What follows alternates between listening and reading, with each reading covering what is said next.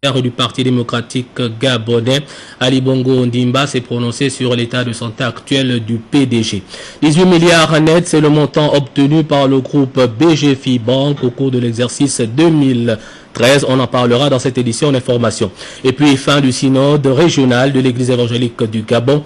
La cérémonie de clôture a vu la présence du Premier ministre, chef du gouvernement, Daniel Onando, fervent fidèle de l'église évangélique du Gabon. Voilà pour les titres, les détails dans quelques instants. Madame, Monsieur, bonsoir. Bienvenue à cette principale édition d'information sur Gabon Télévision. Je vous le disais, fin des manifestations marquant le 46e anniversaire du Parti démocratique gabonais. L'épilogue, c'était cet après-midi au stade de Nzemayon. La formation d'Akanda a battu celle du 4e arrondissement. Hier déjà, les militants étaient du côté du jardin botanique où conférences, débats et animations culturelles ont ponctué l'événement. Entre les deux, le président du parti, Ali Bongo Ondimba, s'est prononcé sur l'état de santé actuel du Parti démocratique gabonais. Le compte rendu, Rabia Delphine Yari, Bartel Boisse. Je voudrais dire que ce 46e anniversaire tombe dans l'année où nous allons célébrer le 5e anniversaire du départ de notre fondateur.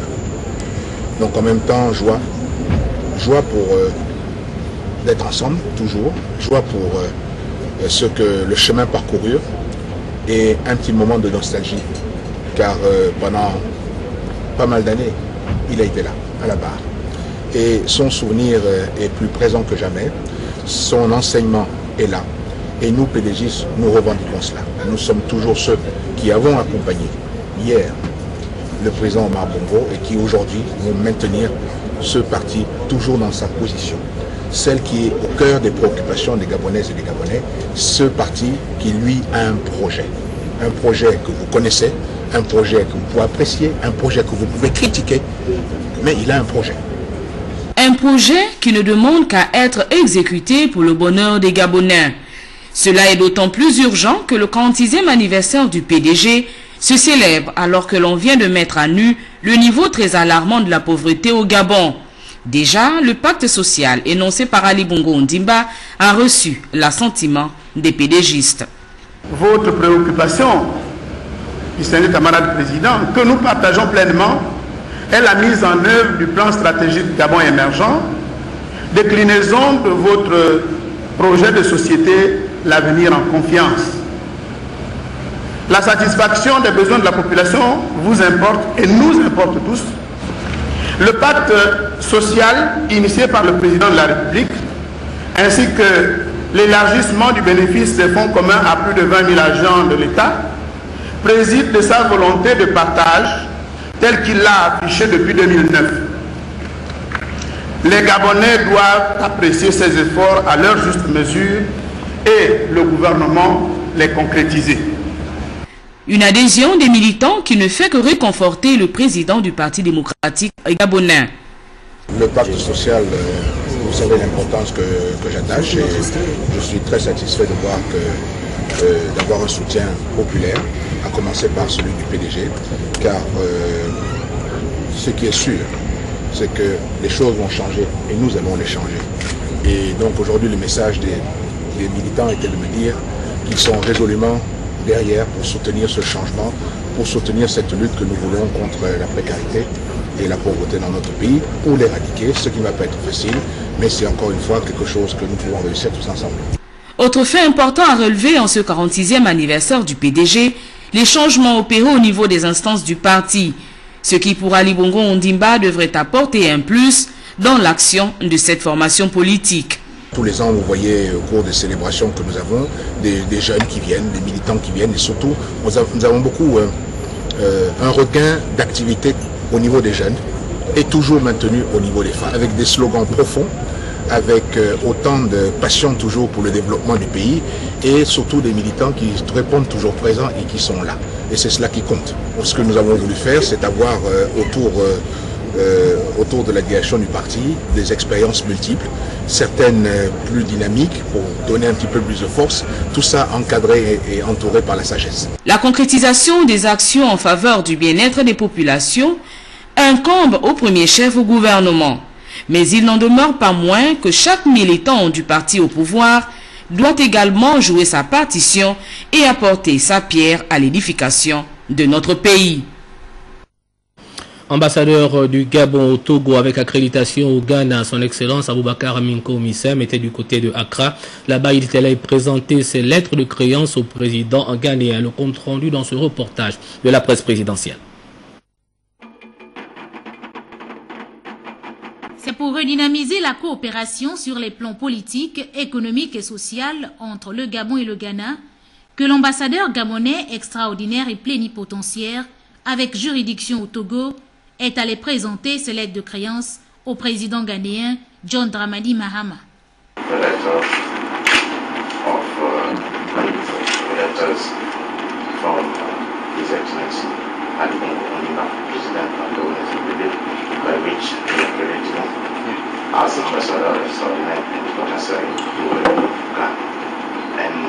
I have the honor to present at the same time the letters of record of my predecessor. En présence de plusieurs autorités ghanéennes, son Excellence Aboubakar Philbert Minko s'est saisi de l'occasion pour réaffirmer les liens d'amitié qui unissent les deux pays et dire tout l'intérêt de cette coopération. À la fin de la cérémonie, un toast a été fait pour asseoir davantage ces liens. I'll ask us to rise and drink a toast to the long-standing relations between Ghana and Gabon. Cheers.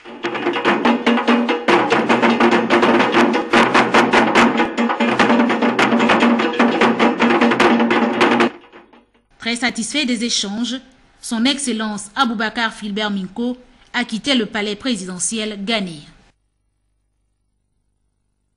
Effective entre le Gabon et le Sri Lanka, c'est pour bientôt en juger par cette audience du ministre des Affaires étrangères, Emmanuel Isozengonde, accordée au ministre de l'Industrie et du Sucre Sri Lankais. Détail et explication dans ce reportage de Biwa Mikala et John-Michel Boudéan. Si en économie, la diversification est une valeur ajoutée, il en est de même dans le cadre de la coopération pratiquée par le Gabon, rendant celle-ci sa vitalité, sa richesse et son ouverture tous azimuts. L'arrivée du ministre de l'Industrie du Sucre de la République démocratique socialiste du Sri Lanka et qui a été reçu en audience par le ministre des Affaires étrangères Emmanuel Isozengonde en présence de son ministre délégué Dieudonné Nzenge est l'illustration parfaite de cette ouverture diplomatique. Gabon being one of the, let me say, when you talk about the... Le Gabon est un partenaire de choix. Nous avons évoqué avec le ministre l'état des relations entre nos deux pays qui sont à leur phase d'inauguration et également l'actualité africaine en général. Nous espérons de ces discussions amorcer de très bonnes relations diplomatiques. Nous avons tant de choses à apprendre de vous. Nos pays ont une longue histoire. Nous démarrons maintenant nos relations. Le Gabon peut attendre du Sri Lanka des échanges commerciaux. Nous avons plusieurs industries et des matières telles que le textile que nous pourrions exporter. En retour, le Gabon étant un pays riche, nous pensons que nous avons là l'opportunité de tirer profit de ces potentialités économiques dans tous les domaines et qui intéressent mon pays. Avec le Sri Lanka, une nouvelle page en matière de coopération vient de s'ouvrir dans l'attente de voir celle-ci s'approfondir, se renforcer et devenir gagnant-gagnant. Présent de ce stage de cours d'application organisé par la Direction générale de la contre-ingérence et de la sécurité militaire, 30 officiers supérieurs de l'armée gabonaise ont pris part à ce stage. Je ne vous en dis pas plus. Regardons de quoi a-t-il été question dans ce reportage de Maroga Kombila Samoan. Dans le cadre du souci de carrière de son personnel, la Direction générale de contre-ingérence et de la sécurité militaire organise de manière ponctuelle des stages de formation et de perfectionnement dans le domaine spécifique de renseignement. Une volonté qui intègre des personnels des autres forces, ceux de la garde républicaine, de la gendarmerie nationale, des forces de police nationale et du Conseil national de sécurité. Cette formation qui vient de prendre fin a rassemblé 30 stagiaires, parmi lesquels un lieutenant féminin. Il y a lieu de rappeler que ce cours d'application visait deux objectifs principaux. D'une part, répondre aux exigences des besoins qualitatifs des personnels des services spéciaux et d'autre part, renforcer des stratégies d'action opérationnelle de façon à prévenir les menaces potentielles, piraterie, terrorisme, rébellion, trafic illicite de tout genre. Dans toutes les armées du monde, l'instruction fait partie des actions prioritaires parce qu'elle apporte aux militaires une éducation et des connaissances nécessaires à l'exercice du métier des armes. J'ai placé la formation et l'instruction au centre de mon combat parce qu'elle constitue l'alpha et l'oméga d'une armée moderne et modèle qui veut tenir sa place au sein d'une nation également moderne. Pendant toute cette période de formation, du 13 janvier au 13 mars 2014, les stagiaires ont été soumis au règlement de discipline générale en vigueur dans les forces armées. Ce cours leur a également permis d'avoir une bonne connaissance des mécanismes de la recherche suivant les standards internationaux. Aujourd'hui, je peux affirmer que le concept armée-nation fut du concept d'une armée en or, c'est-à-dire opération républicaine, cher au président de la République, son Excellence Ali Bongo, chef de l'État, chef des forces de défense et de sécurité, est en phase de devenir une réalité. Au sein de même si beaucoup reste à faire. Ce stage a été encadré et soutenu par l'expertise locale, puis celle des instructeurs français de la direction de la défense venus de Paris et ceux basés à Libreville. Je vous le disais en ouverture de cette édition d'information, 18 milliards de francs CFA net, c'est le bénéfice obtenu par le groupe BGFI Bank au cours de l'exercice 2013. Le bilan financier a été rendu public récemment, réunion au cours de laquelle prenaient part l'ensemble des directeurs généraux du groupe, mais également des personnels vivant à Libreville. Le compte rendu Yves-Gislain Mitumba, Francis Ngomo. Fidèles à leur principe de transparence et de recherche perpétuelle à la performance, les responsables de BGFI Gabon et le personnel font le point des résultats 2013.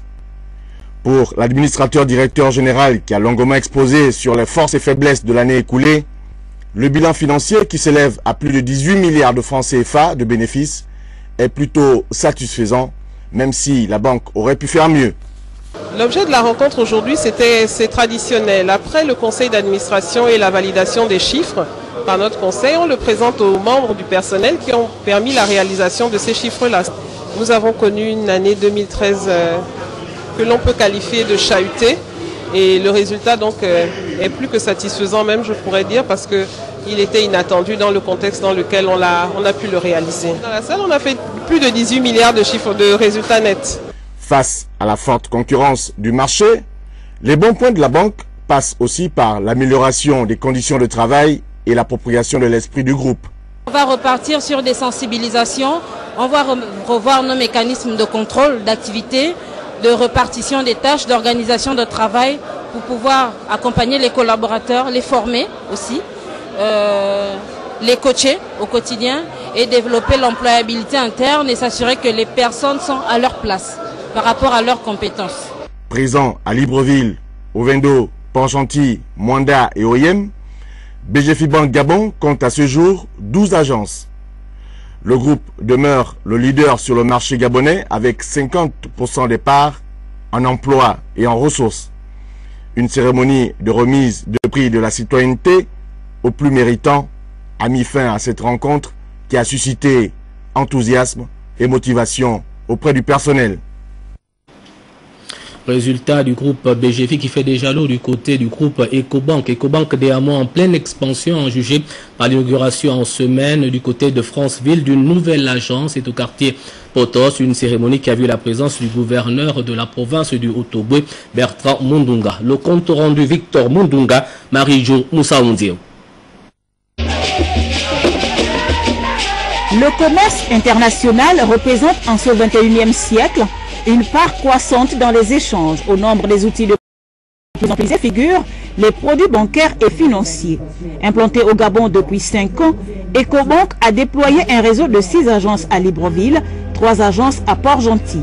Cette première agence à Franceville est donc la suite logique de ses ambitions. Notre déploiement à Franceville procède de notre volonté et de notre ambition pour nous installer dans l'ensemble des provinces du Gabon. Et ceci pour être encore plus proche de vous et contribuer au développement économique et financier du Gabon. Dans cette optique, nous installer à Franceville, pour nous Ecobank, c'est remplir les missions qui sont les nôtres. Ecobank projette également d'être plus proche des populations gabonaises tout en créant de la richesse et des emplois.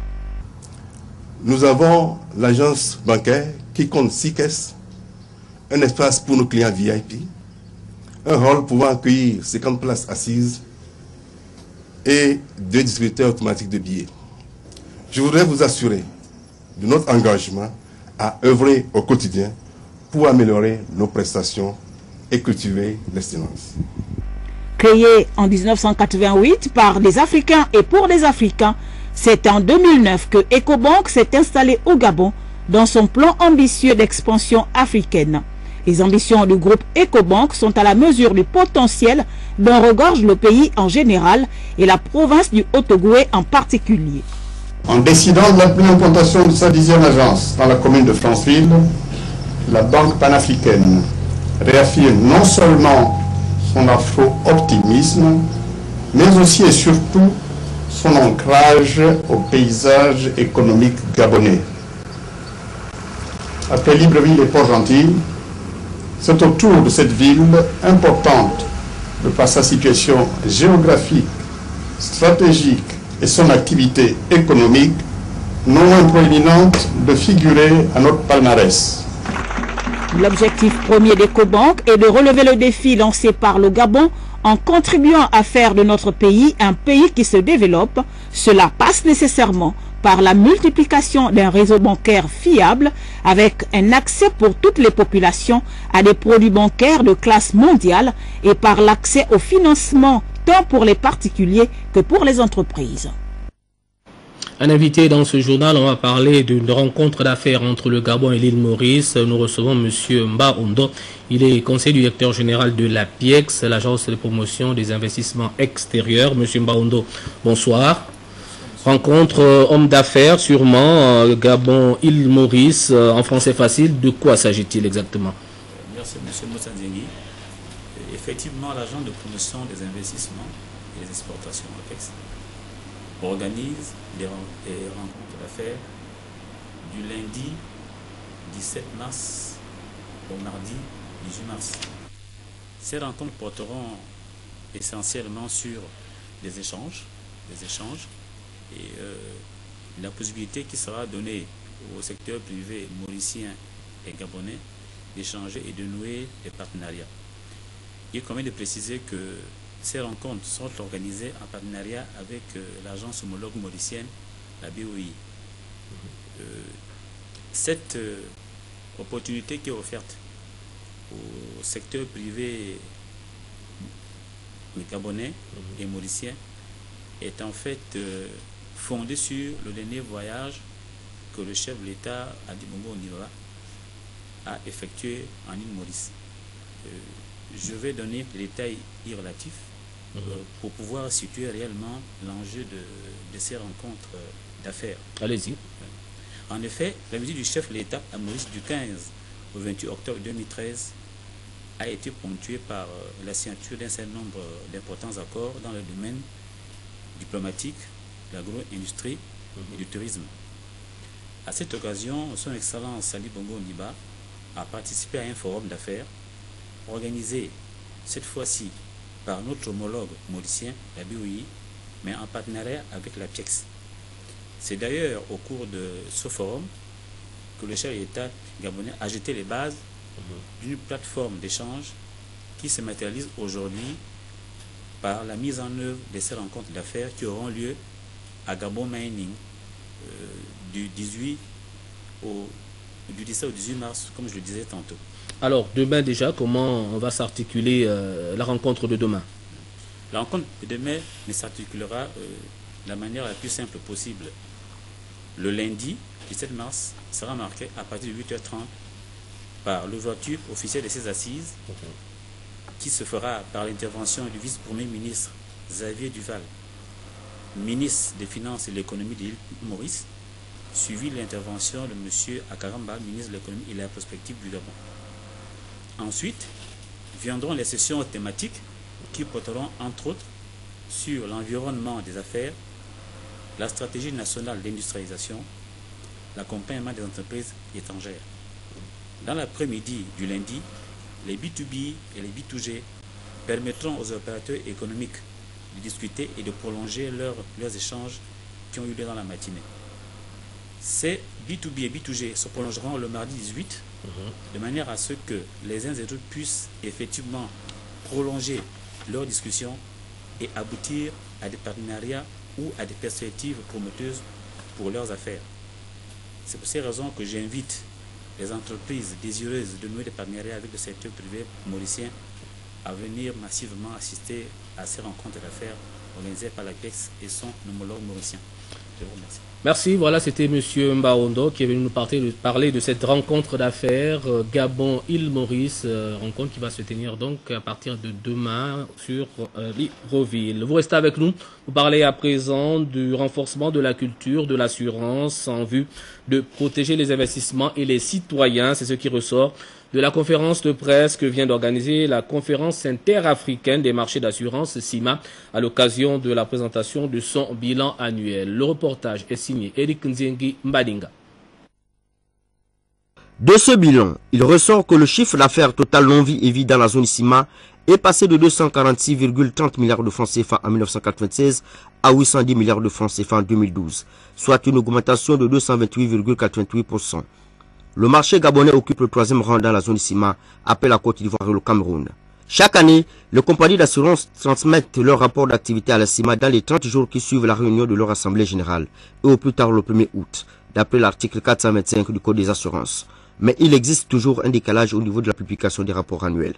Dans ce rapport annuel d'activité, vous retrouverez l'activité qui s'est déroulée dans chaque pays par rapport aux compagnies d'assurance qui y existent.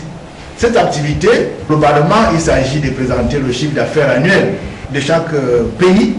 Nous nous rendons compte que notre secteur reste fragile parce que le taux de pénétration à l'assurance reste des plus faibles dans le monde. La moyenne observée dans les 14 pays se trouve à 1%.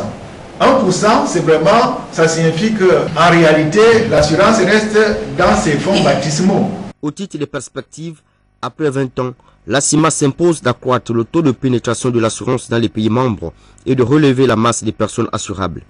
Nous avons donc pensé qu'il faut renforcer la culture de l'assurance, faire en sorte que les populations puissent davantage aller vers l'assurance pour la couverture de leurs inhérents à la vie quotidienne. À nouveau, l'assurance, ça sera pour la population la plus défavorisée, parce que eux aussi, ces populations-là ont besoin d'une couverture pour leurs activités agricoles.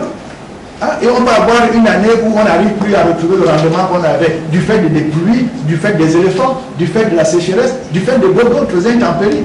Alors, il faut derrière un secours. Pour atteindre ces objectifs, un plan stratégique sur 5 ans est mis en branle et connaît un début de mise en œuvre avec la réglementation et l'organisation des opérations de microfinance. Actualité à l'intérieur du pays, nous allons à Tchibanga, c'est dans la province de la Nyanga. Là-bas, certaines artères de la capitale de la Nyanga croupissent sous des hautes herbes. Le phénomène serait lié, selon la nouvelle équipe municipale, au manque de financement alloué à la voirie de cette ville. Le compte rendu, Cabrel Guilain-Lemami, Pierre Claverilla. Tchibanga, capitale de la province de la Nyanga, est désormais une ville des hautes herbes qui ne cesse de croître de part et d'autre des artères de la dite cité. Ici, rien n'est fait pour que cette partie du Gabon retrouve son éclat datant. Bref, la ville a choisi de laisser pousser l'herbe de façon plus naturelle dans certains espaces publics. Une situation qui n'est fait d'ailleurs que des désheureux. Espaces verts à l'abandon, la saleté et les dépôts sauvages se multiplient avec les risques que cela peut comporter à l'instar des reptiles. La nouvelle équipe municipale évoque le manque de moyens pour pallier à ces difficultés que vivent les populations au quotidien. Depuis que nous sommes à la mairie, nous n'avons rien trouvé de disponible, surtout en moyens financiers. Alors, le plafond du budget peut-être déposé au niveau du Trésor, mais les finances, le trésorier ne nous a pas encore entretenu au niveau des finances. Donc nous attendons l'arrivée du maire central pour essayer de mettre en activité, et surtout la voirie, tous les moyens possibles pour essayer de rendre la ville de Tchibanga propre. Si tout n'est rien fait d'ici peu, pour lutter contre cette prolifération, cette petite ville se retrouvera engloutie par ses hautes herbes. Pour le moment, les populations vaquent librement à leur occupation quotidienne, sachant bien sûr que le danger de cohabiter un jour avec les reptiles est probant, espérant tout de même que des solutions urgentes soient trouvées pour le bien de ces populations qui n'en demandent pas plus. Parlons à présent de la fin des travaux de la 3e session du comité de pilotage du programme écosystème fragilisé d'Afrique centrale, ayant pour centre d'intérêt l'environnement et la gestion des ressources naturelles. Détail explication, Iwaou Mikala, John Michel Baudéan. L'environnement et les ressources naturelles étant d'une importance capitale pour les économies et les populations de la sous-région d'Afrique centrale, il importe qu'une réflexion approfondie soit menée pour la conservation durable et la valorisation de ces derniers. C'est dans ce contexte que vient de se tenir à Libreville la 3e session du comité de pilotage du programme des écosystèmes fragilisés d'Afrique centrale ECOFAC 5. Au terme de travaux, plusieurs recommandations ont été faites. La CEAC et l'Union européenne se concertent dans un délai rapide pour aider le RAPAC à assurer son rôle dans l'ECOFAC 5 jusqu'à la clôture du programme. Occasion pour le ministre délégué à l'économie et à la prospective d'attirer l'attention des participants sur l'importance que revêt le programme ECOFAC 5. Il revient désormais à l'ensemble des acteurs de la mise en œuvre du programme d'en tenir scrupuleusement compte. Notre responsabilité face au monde et au peuple d'Afrique centrale est grande, car, et je ne me lasserai jamais de le répéter, notre sous-région est au cœur des problématiques mondiales de gestion et de valorisation durable des ressources naturelles. Durant 2 jours, experts et bailleurs de fonds ont examiné l'état de mise en œuvre de recommandations du dernier comité de pilotage de COFAC 5 et d'évaluer l'exécution du programme. Voilà, et puis suite à une entrevue avec le commandant en chef de la sécurité pénitentiaire, le bâtonnier du Conseil de l'Ordre des avocats a promis faire une visite dans l'ensemble des prisons sur l'ensemble du territoire national. Une visite qui rentre dans le cadre d'améliorer les conditions de vie en milieu carcéral. Le compte rendu de cette annonce avec Teclair Bekouimovono. À Libreville, l'Ordre des avocats a entrepris de s'enquérir des conditions de détention des prisonniers et des mis en examen. Le Conseil de l'Ordre a accompagné le bâtonnier pour une séance de travail avec le commandant en chef et son staff. La séance de travail a porté sur la condition faite à ceux de nos compatriotes qui sont jugés, condamnés, ou qui ne sont pas encore jugés, mais déposés en attendant d'être jugés. Nous avons voulu savoir quel est le sort qui leur est réservé. D'abord, l'accueil, comment ils sont accueillis, comment ils sont logés, comment ils mangent, est-ce qu'ils ont des aires de jeu. Ils nous ont répondu, nous ont éclairé et nous avons pu nous mettre d'accord sur une possible visite ultérieurement des lieux pour voir si effectivement ce dont nous nous plaignons, il y a eu des améliorations. Une initiative judicieuse que ces hommes et femmes de loi entendent étendre à l'intérieur du pays. Nous avons un programme, nous allons maintenant nous orienter vers d'autres prisons du pays pour voir si effectivement on sera entendu de la même oreille.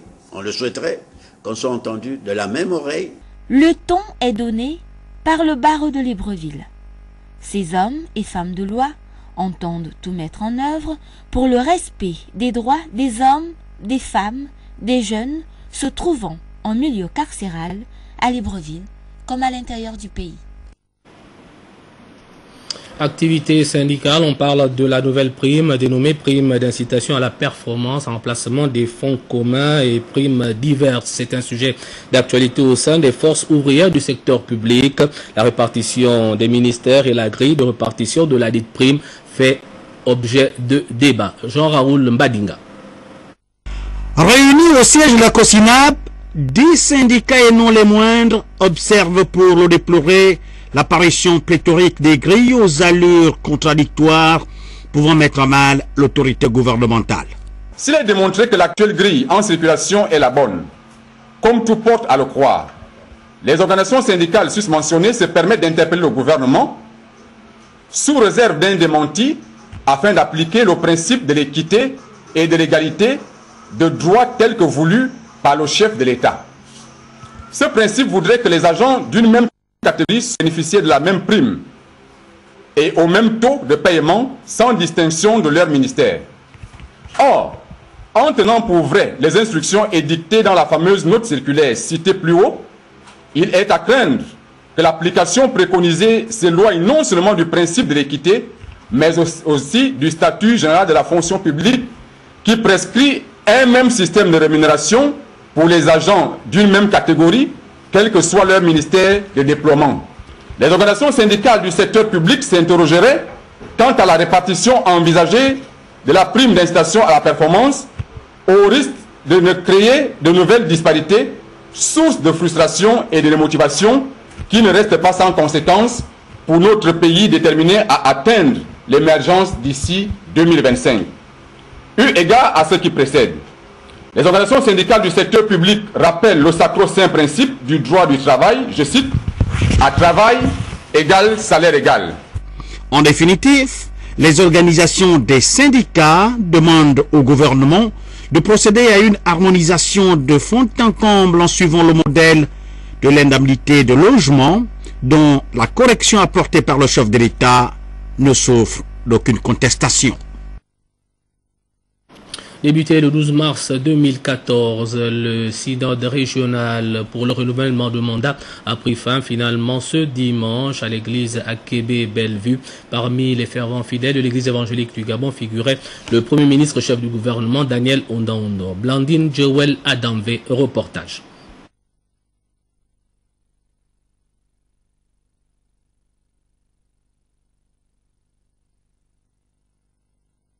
Il a été agréable et bon de célébrer et magnifier le Tout-Puissant en ce jour solennel de clôture des travaux du synode régional au Goué-Estuaire de l'église évangélique du Gabon. La rencontre a vu la présence du Premier ministre chef du gouvernement, le professeur Daniel Ondo, est venu rendre un culte agréable à Dieu avec ses frères et sœurs dans le Seigneur. Fervent croyant, il est fils de pasteur et ancien de l'Église, une manière comme une autre de participer à ce moment charnière que constitue ce synode. Les membres du conseil régional ont été installés lors de ces assises. Le culte de clôture a été officié par le président de l'Église évangélique du Gabon, le révérend pasteur Assoum Ezan. Le thème: sur cette pierre, je bâtirai mon église. Jésus-Christ lui-même veut bâtir cette église, veut bâtir son église. Jésus.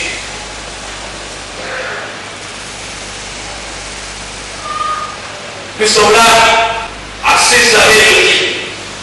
Alors Jésus, en chemin, voudrait se rassurer, si depuis qu'il est en marche avec ses disciples, ses compagnons, il voudrait se rassurer que ce que le peuple pense de lui, il voudrait s'assurer que le message qu'il apporte est bien reçu. Il voudrait s'assurer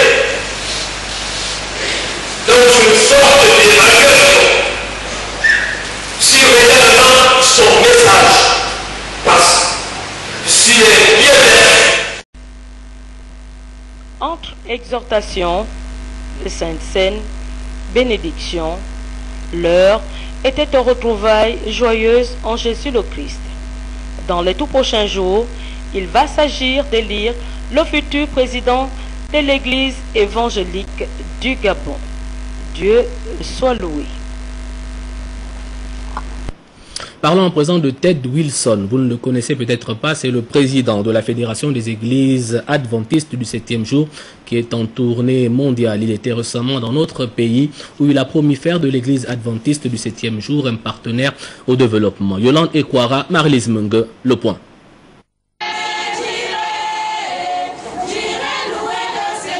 Depuis son élection en 2010 à la tête de la Fédération des Églises adventistes du 7e jour, Ted Wilson a engagé une tournée mondiale auprès du peuple adventiste dont il a la charge.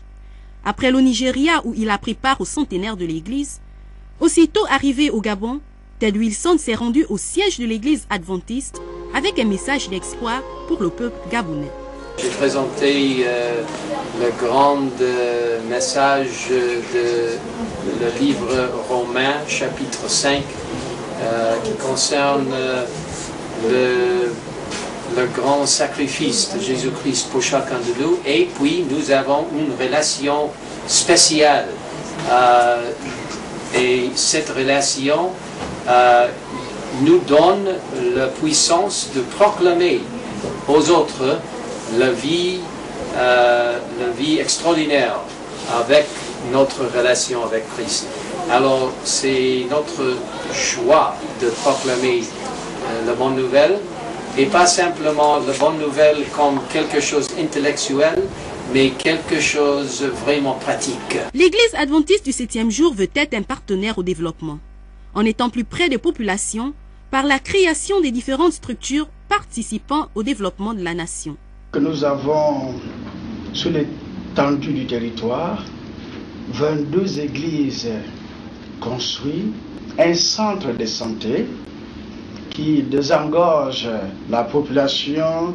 Nous avons un collège, un complexe scolaire, donc l'école primaire, le pré-primaire.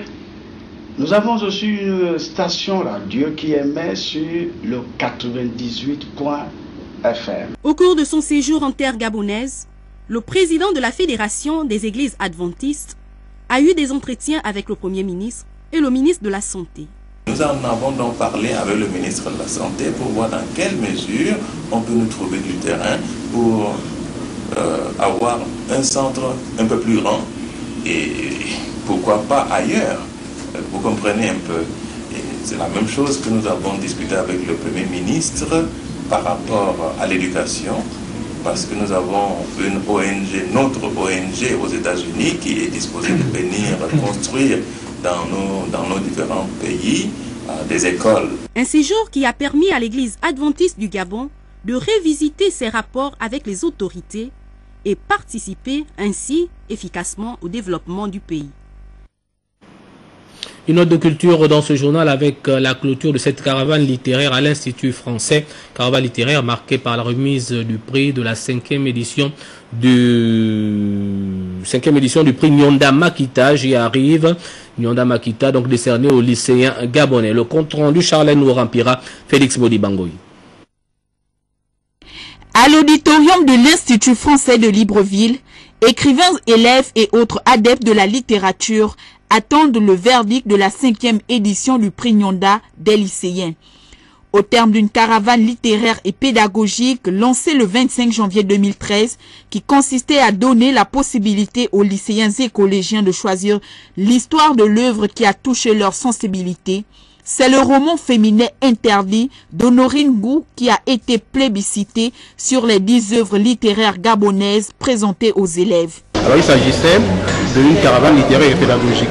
Littéraire parce que nous nous déplacions avec des écrivains et leurs œuvres. Nous présentions les œuvres des écrivains puisque les lecteurs à l'intérieur meurent d'envie de voir leurs écrivains, leurs auteurs. Le deuxième objectif était pédagogique. Nous allions avec l'appui, avec l'accord des départements de français et de philo de l'intérieur, renforcer les acquis des élèves, principalement sur les exercices d'examen.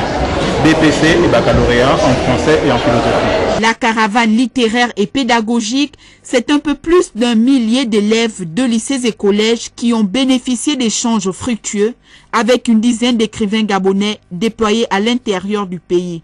La réussite de ce projet est due au financement du service de coopération et d'action culturelle de l'ambassade de France, du ministère de l'Éducation nationale et de l'Institut français du Gabon. Le sport, on parle d'abord de ce championnat de Scrabble en vue de préparer les 43e championnats du monde de Scrabble francophone en ligne de mire de cette compétition organisée par la Fédération gabonaise de Scrabble au collège Ambourois de Libreville. Au terme de 8 heures de compétition, ce sont les meilleurs qui poursuivront la partie le 23 mars prochain. Jerry Mbogo Bivigo. La compétition prépare la compétition. C'est donc pour défendre valablement la 5e place mondiale du Gabon à Aix-les-Bains en France, en août prochain, que la Fédération gabonaise de Scrabble se prépare. Le Gabon s'apprête corps et âme pour la participation aux prochains championnats du monde qui auront lieu à Aix-les-Bains en France. À la fin de ces simultanés, les 3 jeunes iront représenter le Gabon au championnat du monde. Donc, jeunes gens, venez nombreux. Venez démontrer vos qualités de Scrabbleur, de sorte que vous également, vous puissiez avoir vos chances pour représenter le pays au plus grand jeu scrablesque. Durant 8 heures, les compétiteurs ont rivalisé de promptitude et de connaissance pour figurer parmi les meilleurs. Et les meilleurs portent la voix.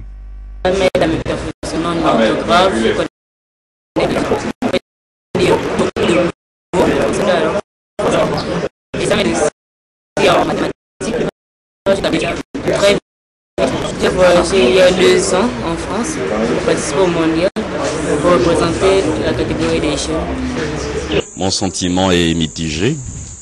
Mitigé parce que j'ai perdu en finale. Donc c'est un peu de la déception. Mais c'est également, je suis content parce que celui qui m'a battu en finale, c'est quelqu'un qui maîtrise plus ou moins la chose scrablesque. Après 3 compétitions précédentes pour cette seule année 2014, le président de la fédération tire un bilan à mi-parcours.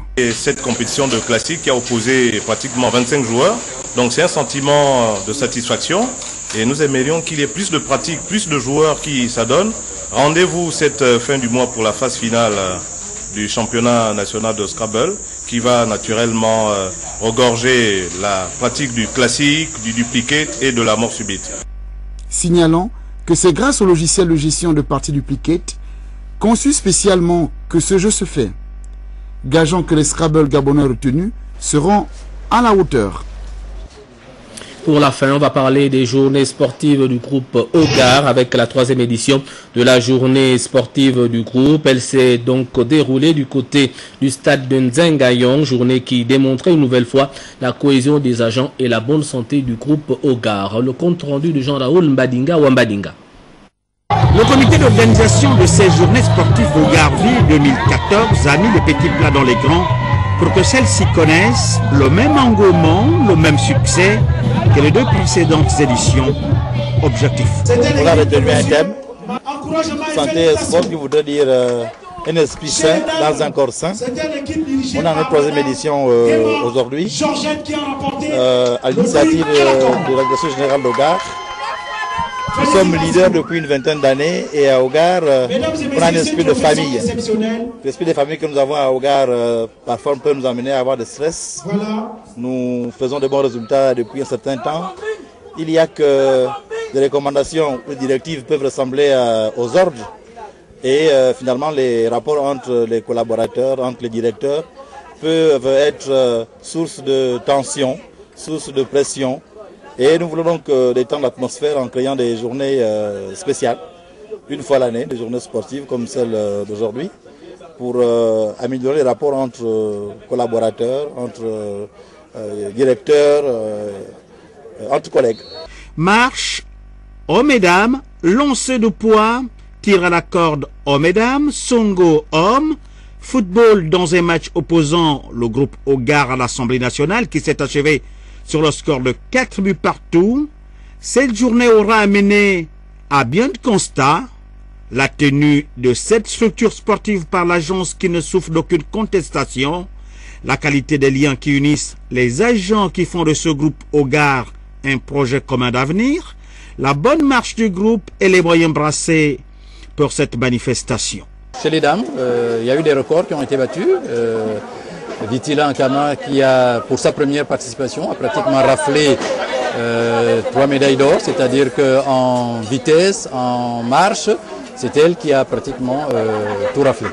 Bon, chez les hommes, il y a eu des nouveaux. L'année dernière, c'était d'autres personnes qui avaient gagné. Et cette année, on a un stagiaire d'ailleurs qui a eu la médaille d'argent, ce que nous encourageons. Pour terminer avec donc l'équipe de foot, le match de foot, on peut dire que les anciens se sont bien débrouillés. La preuve, c'est que Wilfried Midongo, qui a marqué 2 buts, a décroché depuis bien longtemps.